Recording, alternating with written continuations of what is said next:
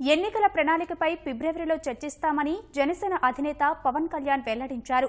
విశాఖ రుషికొండలో జనసేన వామపక్ష నేతల సమావేశం అనంతరం మాట్లాడిన పవన్ ఈవీఎంలు లోపభూయిష్టంగా ఉన్నాయన్నారు. ప్రధాన సమస్యలపై రాబోయే కాలంలో ఎలా వెళ్లాలనే అంశంపై చర్చించినట్లు సిపిఐ ప్రధాన కార్యదర్శి సురవరం సుధాకర్ రెడ్డి తెలిపారు.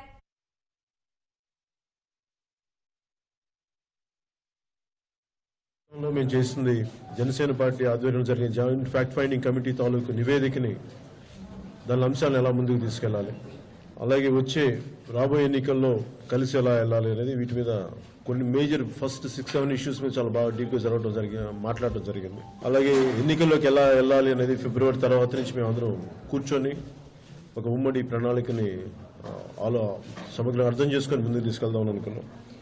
అలాగే ఎలక్షన్ సంబంధించి ఈవీఎం ఈ ఇష్యూస్ ఉన్నాయి.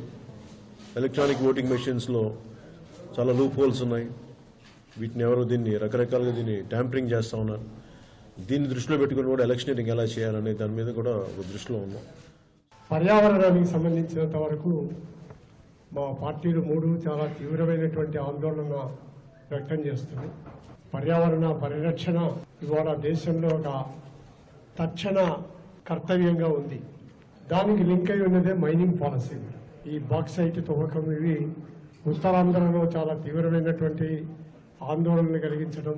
2013 ల్యాండ్ అక్విజిషన్ రీహాబిలిటేషన్ యాక్ట్ వీటిని సంపూర్ణంగా తూచా తప్పకుండా అమలు చేయాలని, బలవంతపు ఆక్రమణ కూడదని, అక్వైర్డ్ ల్యాండ్స్ను ఏకపక్షంగా తీసుకోకూడదని వీటిపైన ఒక ఏకాభిప్రాయానికి రావటం జరిగింది.